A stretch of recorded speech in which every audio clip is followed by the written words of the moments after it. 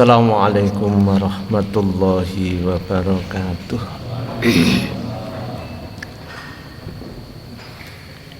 Bismillah, alhamdulillah, assalatu wassalamu ala rasulillah wa ala alihi wa ashabihi wa man tabi'alah. La haula wa la quwwata illa billah. Usikum wa nafsi bitaqwallahi faqad fazal muttaqun. Hadirin jamaah rahimani wa rahimakumullah.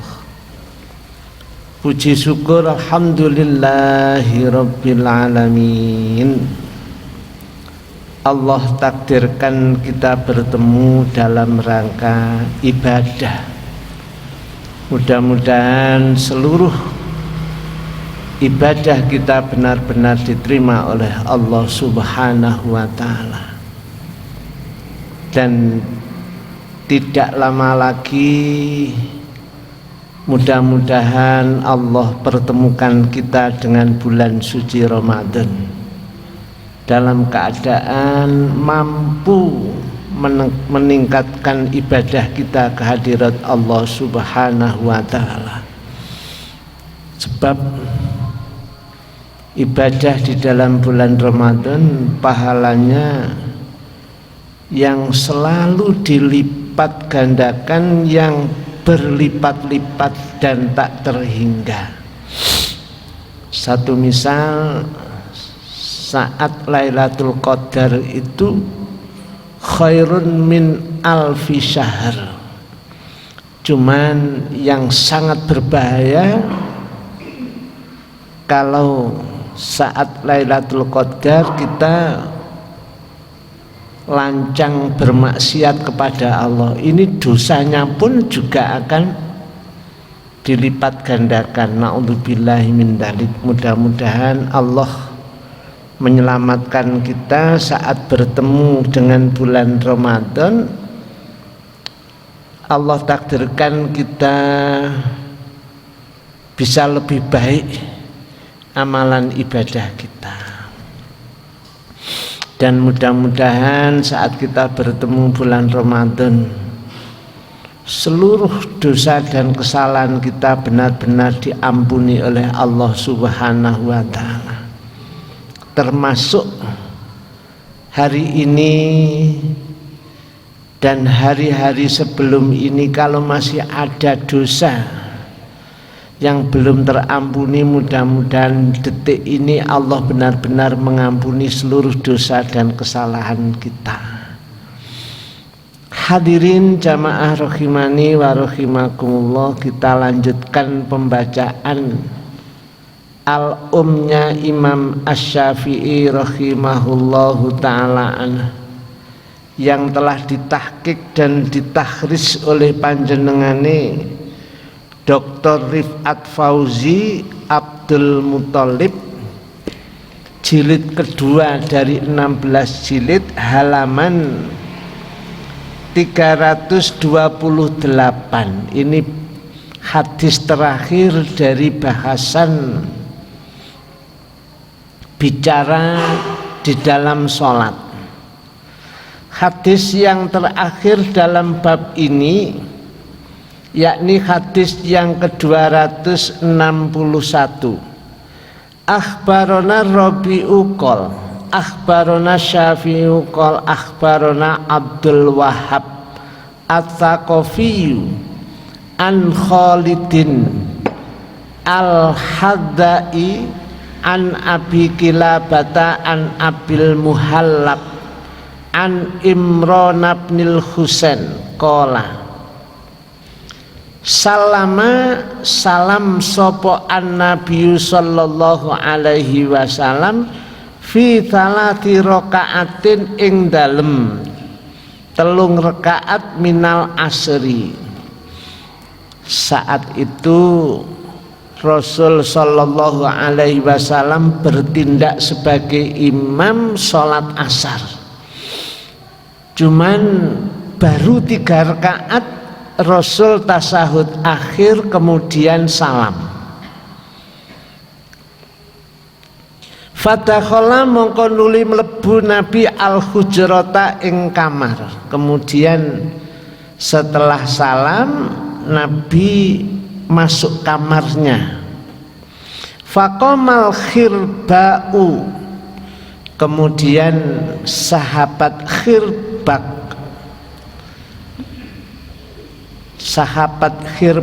itu adalah rojulun laki-laki basitul yadaini yang panjang tangannya. Jadi tangannya panjang, bukan panjang tangan, memang tangannya panjang, bukan panjang tangan, bukan ya, tapi tangannya panjang. Basitul yadaini. Fanada mongko manggil sopaya khirbak, yakni seorang laki-laki yang panjang tangannya. Manggil siapa? Manggil Rasul. Ya Rasulullah, wahai utusan Allah, aku surat nopo salate wau dipun kosor.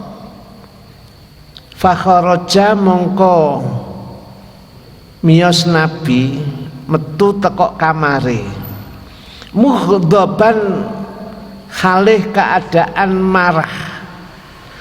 Ya juru nyeret supaya Nabi ridaahu ing surbaning Nabi. Fasa'ala mongko takon supaya Nabi takok menyang khirbak, yakni rojulun yang panjang tangannya tadi.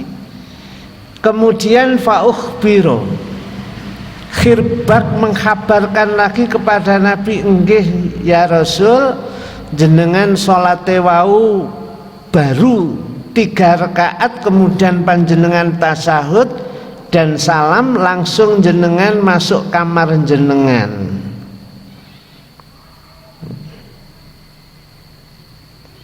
Fasolatil karrok atalati, kemudian setelah Rasul mendapatkan penjelasan dari sahabat khirbak tadi, Rasul langsung takbir, ya, Allahu Akbar.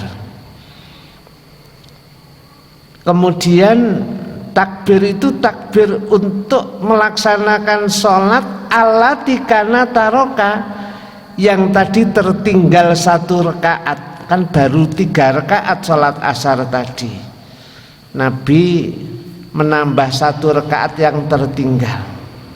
Tsumma salama, langsung Nabi selesai menambah 1 rakaat salam, assalamualaikum warahmatullah, assalamualaikum warahmatullah.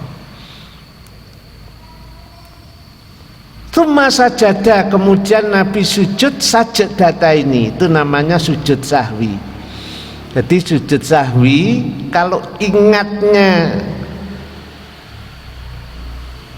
yang lupa di dalam sholat tadi, setelah sholat kemarin sudah kita bahas, sujud sahwinya setelah salam.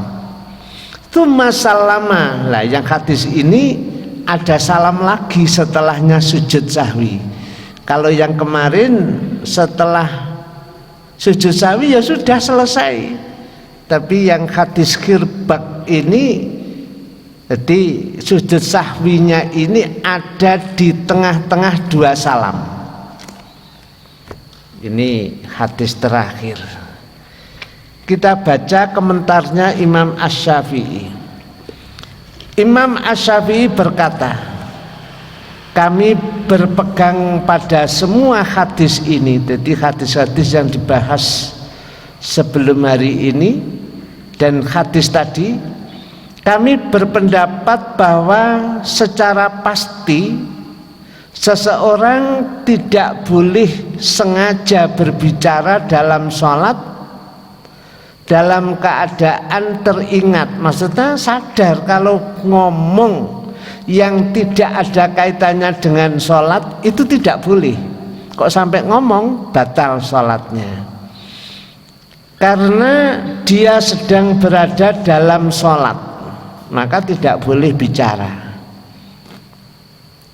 Jika dia melakukannya maka sholatnya batal dan dia harus mengulangi sholat yang lain.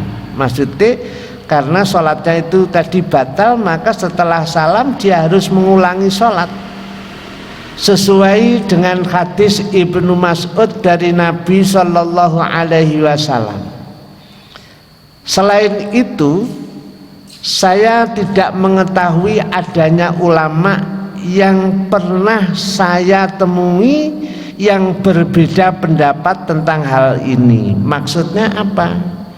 Ya pokoknya sholat kok ada pembicaraan yang tidak ada kaitannya dengan sholat, maka sholatnya batal.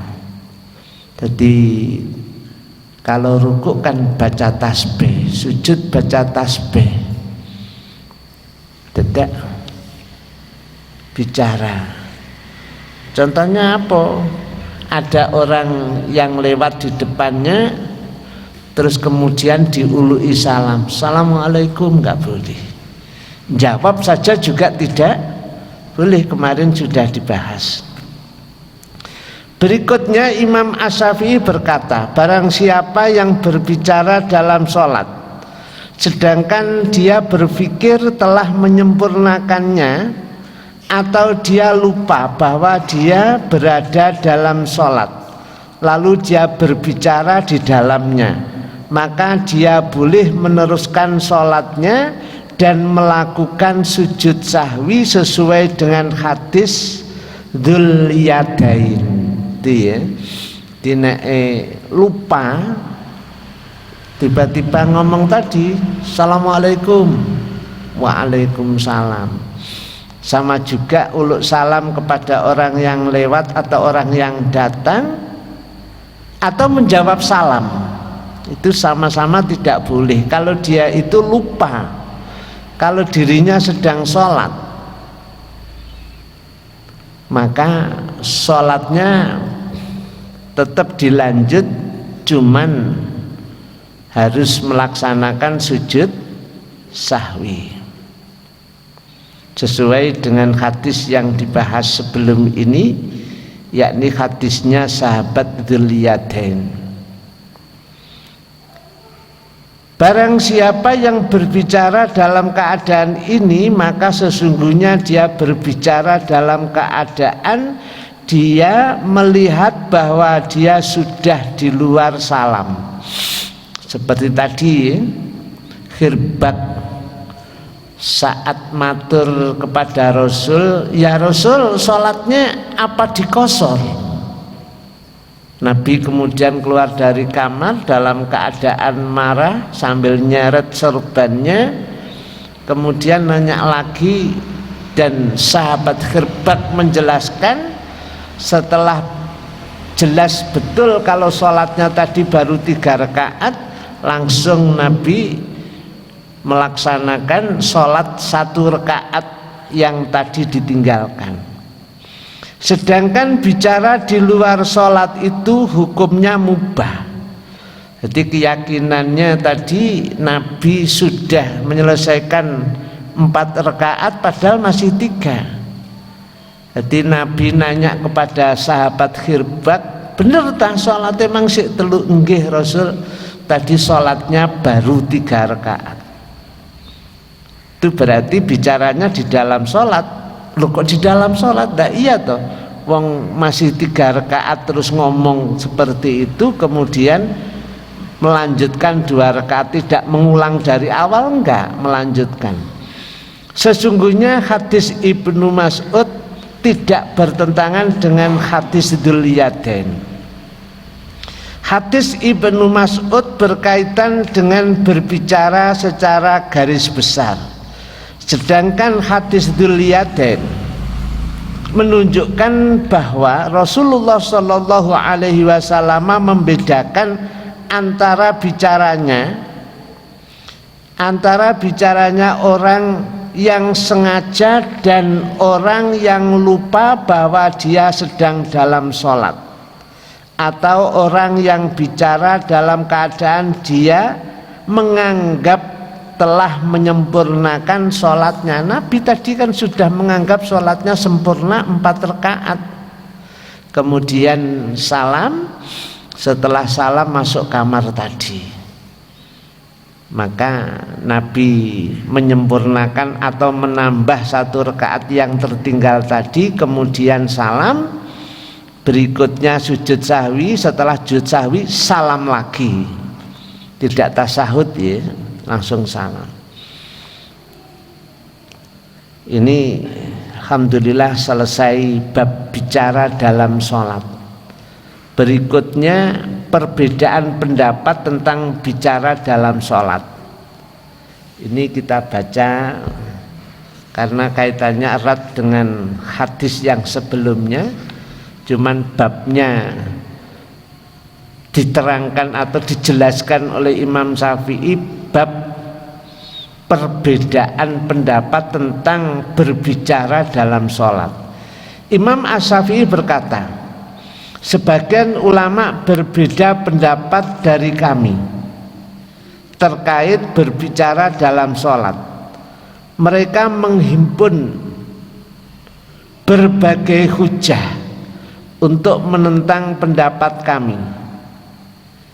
Mereka tidak pernah menghimpun argumen dalam masalah lain kecuali dalam masalah sumpah yang disertai keterangan seorang saksi dan 2 masalah lainnya. Imam Asy-Syafi'i berkata, saya mendengar ulama tersebut berkata, hadis Dzul Yadain merupakan hadis yang sabit dari Rasulullah Shallallahu Alaihi Wasallam. Tidak diriwayatkan dari Rasulullah Shallallahu Alaihi Wasallam sebuah hadis yang lebih masyhur darinya. Dan daripada hadis yang menyebutkan al-ajma'u jubarun, kerusakan akibat binatang ternak, tidak ada tanggungan atas pemiliknya. Itu argumen yang menentang pendapatnya Imam Syafi'i dan orang-orang imam yang bermadhab kepada Imam Asy-Syafi'i. Hadis Dzul Yadain lebih masyhur dari hadis ini, tetapi hadis Dzul Yadain telah dihapus, telah dimansuh, kata ulama yang menentang pendapatnya Imam Asy-Syafi'i. Saya bertanya, apa yang menghapusnya? Dia menjawab, hadis Ibnu Mas'ud.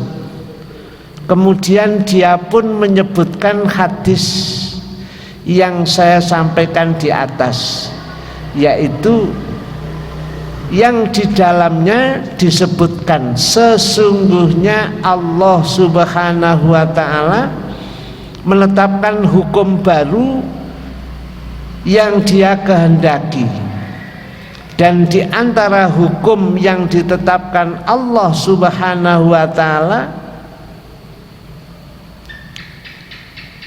yang setelah itu atau belakangan adalah janganlah kalian bicara dalam sholat. Ini yang berkaitan tempo hari sudah kita baca ya. Ada sahabat yang saat akan melaksanakan hijrah, sahabat-sahabat yang akan hijrah ke Habasyah. Sebelum hijrah ke Madinah, memang pilihan pertama Nabi itu adalah hijrah ke Habasyah. Padahal Habasyah itu rajanya adalah beragama Nasrani. Akan tetapi raja Nasrani itu sangat adil. Dengan keadilannya itu maka Allah turunkan berkah. Penduduknya itu merasa aman, merasa nyaman. yang luar biasa, karena Allah turunkan keberkahan sebab keadilan rajanya.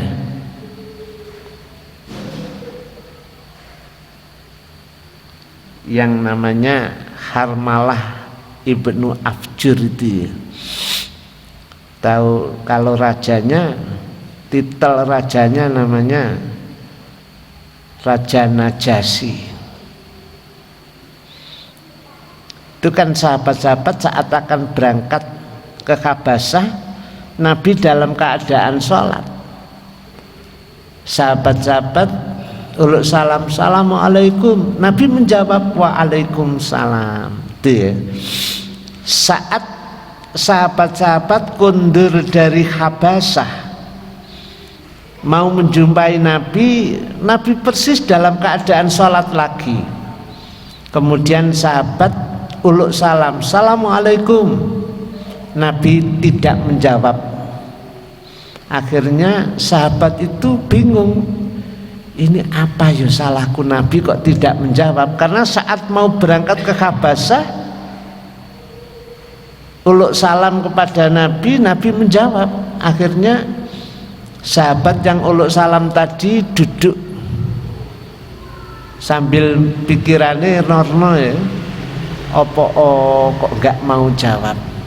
Ternyata setelah Nabi salam, Nabi menyampaikan ada ketetapan syariat baru, maksudnya tidak boleh berbicara dalam sholat. Gimana?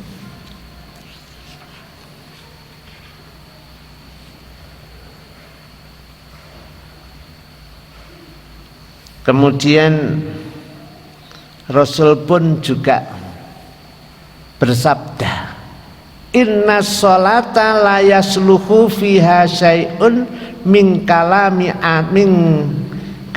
bani adama. Inna sholata temen seduning sholat iku la yasluhu, enggak layak, enggak patut, enggak pantes. Fiha ing dalam sholat apa syai'un suwiji-wiji min kalami bani adama, saking pembicaraaning anak cucu Adam. Yang terjemahan di sini, sungguh dalam sholat tidak pantas ada suatu perkataan anak Adam, nggak boleh, nggak boleh. Imam Syafi'i berkata, saya katakan kepadanya, ini justru menjadi hujah yang menyudutkan Anda. Jadi yang mematahkan pendapat Anda justru dalil Anda ini, bukan menguatkan Anda, tapi justru malah menyudutkan Anda. Hadis yang diriwayatkan adalah seperti ucapan Ibnu Mas'ud, persis seperti itu. Dan sisi maknanya adalah seperti yang saya sampaikan. Maksudnya hadis Ibnu Mas'ud itu secara global, jadi tidak bertentangan dengan hadis dari sahabat Dzulyaden, dan tidak bertentangan pula dengan hadis dari sahabat Khirbak tadi ya, yang tangannya panjang tadi. Jadi tidak ada nasah mansuh di sini, enggak. Justru hadis satu dengan yang lain saling menguatkan. Maksudnya dalam sholat tidak boleh ada ucapan-ucapan anak cucu Adam. Yang boleh adalah zikir kepada Allah sesuai yang sudah dicontohkan oleh Rasul Sallallahu Alaihi Wasallam. Gimana? Bisa dilanjut? Itu tadi masih bahasan tentang bicara dalam sholat. Sahabat Khirbak pun tidak ngremeng karo kancane, enggak ya? Kemarin kan pertanyaannya gak mengingatkan imamnya wis mulih terus ngomong karo kancane, "Mang lu salate kok telu to. Medine kan papat nek asar." Imamnya kadung mulih mestine nek ngelikno iku langsung teko nanggone imami seperti khirbat, seperti Dzulyaden, terus imamnya tabayun kepada orang yang mengingatkan, bener tah sholatku memang cek 3 rakaat, atau kepada jamaah yang lain. Kalau imam sudah yakin dengan penjelasan itu kalau sholatnya baru 3, ya langsung melaksanakan sholat yang ditinggalkan tadi. Ini bukan kamar jenengan ya, dan bukan kamar saya. Kalau saya sudah pulang ke kandangan masuk kamar, jenengan nyusul ke sana, "Pak Afroki tadi sholatin jenengan baru 3, enggak loh ya." Jadi imamnya tadi masih di kamar situ boleh, karena Nabi pun kamarnya juga tidak jauh dari masjid, bahkan nempel dengan masjid. Jadi khirbat berdiri di depan kamar Nabi, langsung, "Ya Rasul, apa sholatnya dikosor?" Itu ya, Rasul keluar sambil,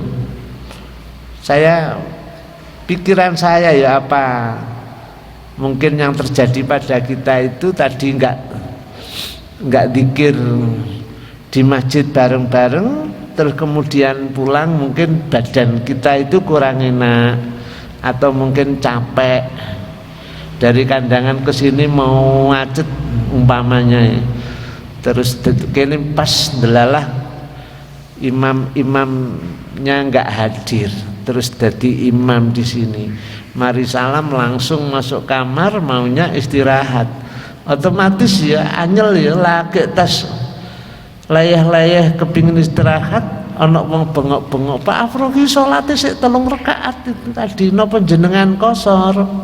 "Loh iya ta, sik 3." "Nggih, sik nembe 3."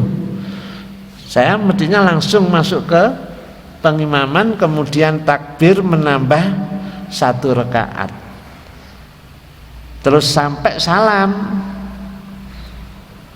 Habis salam sujud sahwi, habis sujud sahwi 2 sujud, kemudian salam lagi. Para jamaah ya mengikuti seperti itu. Kalau yang kemarin dari sahabat Dzulyaden, setelah sujud sahwi kemudian ya sudah selesai, nggak salam lagi, imamnya terus balik nang kamar, boleh sik kesel, kadek rodok klemun-klemun umpamanya ya. Itu tinggal hadis mana yang kita gunakan. Berarti kedua-duanya boleh ya. Setelah salam sujud sahwi selesai, kalau hadis yang terakhir tadi setelah sujud sahwi salam lagi ya. Kalau kita sebagai makmum ya garek manut aja. Yang penting imamnya itu sudah jelas ilmunya, sudah jelas dalilnya. Masalahnya hadisnya kan wal imamud dhamin wal muadzinu musta'man. Imam itu adalah orang yang bertindak sebagai imam sekaligus yang bertanggung jawab kepada semua jamaahnya. Kemudian muadzin itu orang yang dipercaya kalau adzan yang dikumandangkan ini sudah benar-benar manjing waktu. Maka muadzin itu nggak boleh terunyak-terunyuk ya, maksudnya belum tahu persis kalau itu waktu sudah manjing tiba-tiba adzan, nggak boleh, karena muadzin itu musta'man, orang yang dipercaya mengumandangkan adzannya itu sudah benar-benar masuk waktunya. Gimana? Nek sampai belum masuk waktunya adzannya nggak sah ya. Lebih-lebih subuh adzan gurung manjing, kemudian ono wong selak lungo, setelah dengar adzan langsung sholat subuh karena ngejar waktu segera ke bandara. Udah gak cepet-cepet ketinggalan pesawat ini. Ini yang tanggung jawab siapa? Ya muadzin yang saat adzan tadi belum masuk.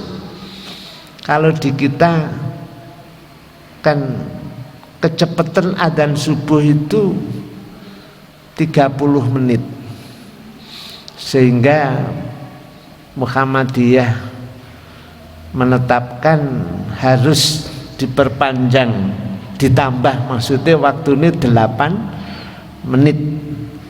Jadi waktu manjing secara umum itu Muhammadiyah menetapkan harus menambah 8 menit. Dan Muhammadiyah mengadakan penelitian itu bersama orang yang ahli itu, Profesor namanya ini ya, Tono Saksono. Ini profesor ya, guru besar di Malaysia aja 15 tahun. Ahli itu memang. Itu menerangkan Fajar Shodiq itu sebelum manjing, saat Fajar Shodiq, dan setelahnya itu dijelaskan begitu detail gitu ya. Indonesia rata-rata kecepatan 30 menit menurut beliau. Terus Eropa juga diteliti sama beliau, dan utamanya Amerika. Amerika itu kecepatan 1 jam 15 menit, jadi 1 jam seperempat.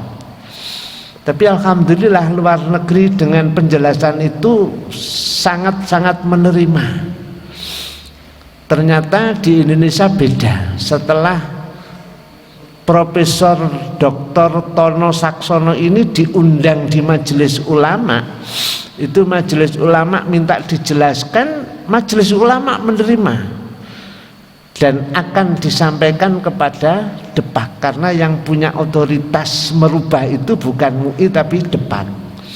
Ketepaan saat MUI mengundang Profesor Tono Saksono itu ada orang Depak.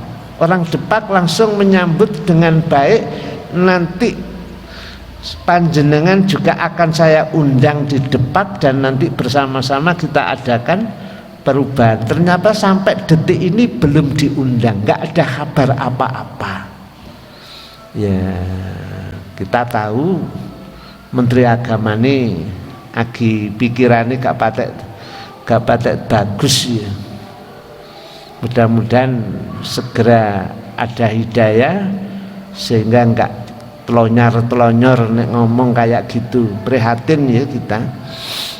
Nek sing dipermasalahno itu pujian, tibaan, manakipan, terus tarhim, qiraah sebelum masuk waktu.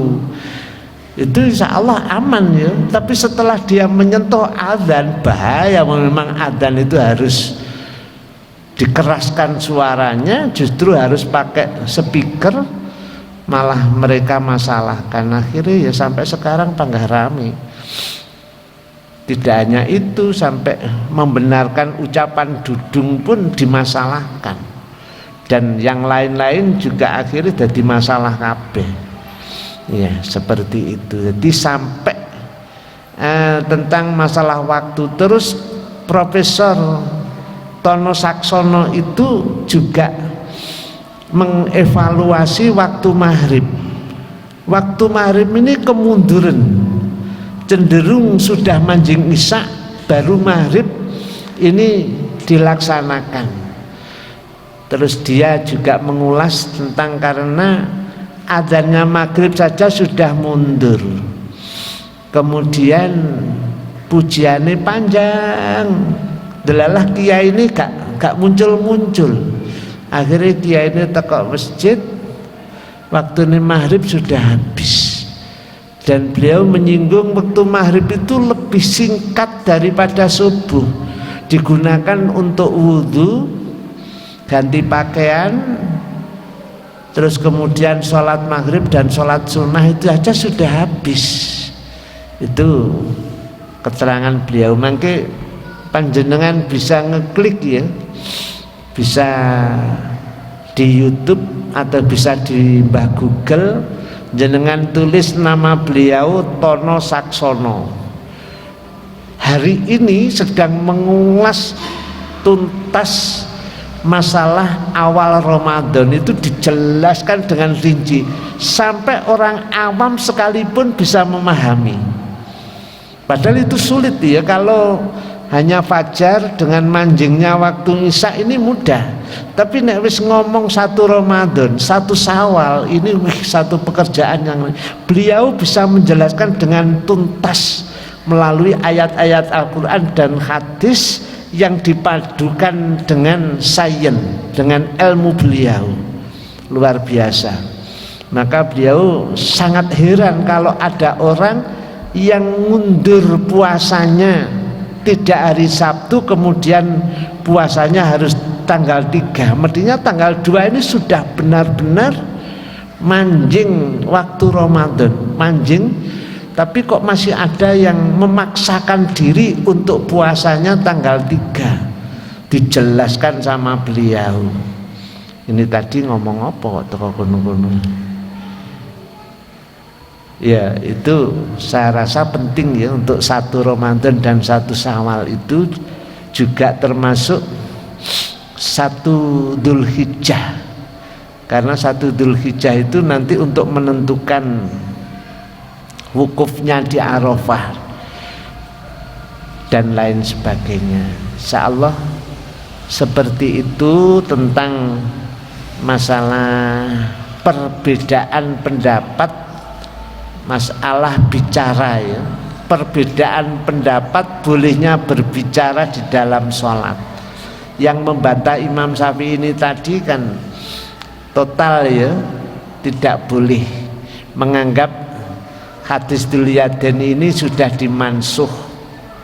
Ternyata tidak dimansuh, justru hadis-hadis yang lain itu saling menguatkan, satu dengan yang lain saling menguatkan menurut Imam Asy-Syafi'i. Tapi yang lain membantah tadi, cuman dalil yang digunakan membantah Imam Asy-Syafi'i justru malah menyudutkan mereka yang berpendapat adanya hadis yang telah dimansuh bolehnya bicara di dalam sholat. Jadi boleh dengan syarat. Imam Syafi'i kan begitu, karena lupa kalau dirinya sedang sholat, atau karena yakin dirinya sudah selesai sholat, bicara padahal belum selesai, masih 3 rakaat. Itu sampai sekarang Imam Syafi'i sampai kiamat itu syariat. Yang ada nasah mansuh itu ucapan anak cucu Adam ya, yang bukan kaitannya dengan sholat. Tadi menjawab salam kan tidak ada kaitannya dengan, sama dengan panjenengan saat sholat, terus di samping panjenengan ini selesai sholat, assalamualaikum warahmatullah, jenengan belum selesai, terus jenengan jawab waalaikumsalam, atau koncone bersin kemudian mengucapkan alhamdulillah, ini kan nggak boleh. Kemudian yang di sampingnya yarhamukallah, nggak boleh. Di sampingnya lagi orang yang bersin tadi menjawab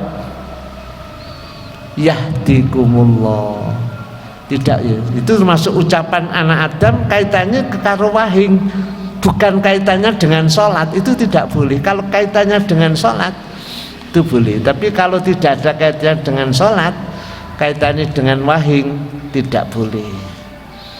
Gimana?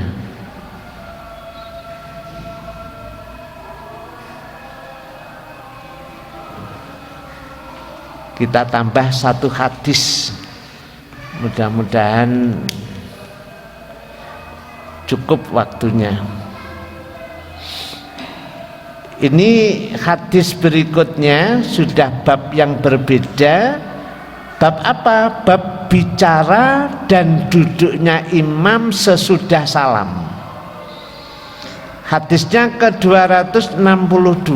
Akhbarona Rabi'u qol akhbarona Syafi'u qol akhbarona Ibrahim bin Sa'din an Ibnu Syihab bin qol akhbaratni Hindun bintul Harith ibni Abdillah ibni Abi Rabi'ah an Umi Salamata zaujin Nabi sallallahu alaihi wasallam qalat karena Rasulullah sallallahu alaihi wasallam, Rasulullah itu biasa idza salama, di saat salam, min sholati, dari sholatnya, qoman nisa'u khina yakdi taslimau, Nabi selesai salam, assalamualaikum warahmatullah, assalamualaikum warahmatullah, para perempuan juga assalamualaikum warahmatullah, langsung berdiri, langsung buyar.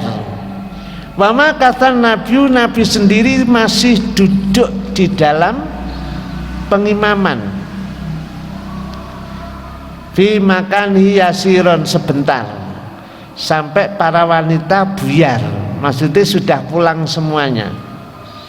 Qala Ibnu Syihab fanaro muqtahu dalika wallahu alam. Jadi Rasul sallallahu alaihi wasallam itu diketahui diamnya di pengimaman itu berapa lama, likai yang fadan nisa'u, sampai wanita-wanita itu bersih ya, kondur semuanya, qabla ayyudrikahuna manin sorofa minal qaumi. Jadi dilihat sama Nabi sampai bersih. Laki-laki nggak boleh ada yang berdiri kemudian ikut-ikut pulang, nggak boleh. Maksudnya biar benar-benar terpisah antara laki dan perempuan. Berhubung waktunya sudah masuk misa, kita tutup dengan doa kafaratul majlis, subhanakallahumma bihamdika asyhadu an la ilaha illa anta astaghfiruka wa atubu ilaik. Tadi kan sudah manjing ya, sudah. Mohon maaf atas segala kesalahan dan kekurangan.